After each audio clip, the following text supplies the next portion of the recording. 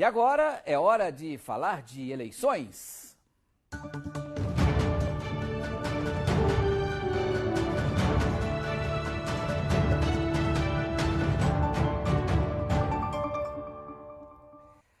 O Canal Rural inicia hoje a cobertura das eleições 2022. Nos telejornais, no Boletim Radar, nas nossas redes sociais, no site, nós vamos trazer reportagens e análises do processo eleitoral e as repercussões no agro. E quem está conectado aqui com a gente para esse pontapé inicial é o doutor em ciência política e diretor da Dominium Consultoria, o Leandro Gabatti.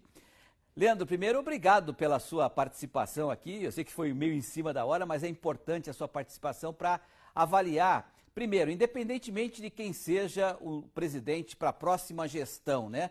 Qual deve ser a prioridade do agro em relação à próxima administração? Boa noite, Leandro.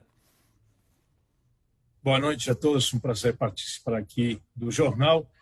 Há um ponto muito crítico em vários setores e não só no agro, e esse ponto crítico que deverá ser uma das questões abordadas pelos candidatos é o financiamento, ou melhor dito, a falta dele. A gente tem visto ao longo de 2022, 2021 também, a falta de recursos orçamentários, por exemplo, para o Plano Safra. Então, certamente, essa questão do financiamento, aliada também à questão do meio ambiente, devem ser dos principais assuntos a serem abordados quando o assunto for agronegócio.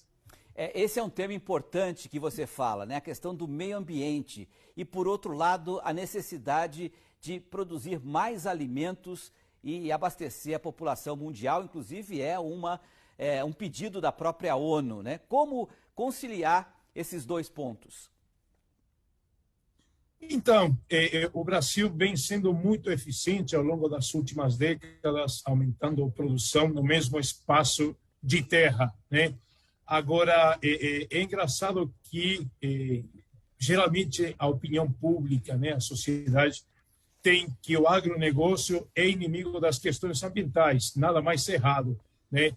Os próprios grupos, muitos são grupos multinacionais, são os principais defensores quando se trata dessa questão, né? Ou seja, eles sabem que perdem muito em imagem, ou podem perder em imagem, em faturamento e em lucro, caso eles não respeitem regras básicas no processo de produção.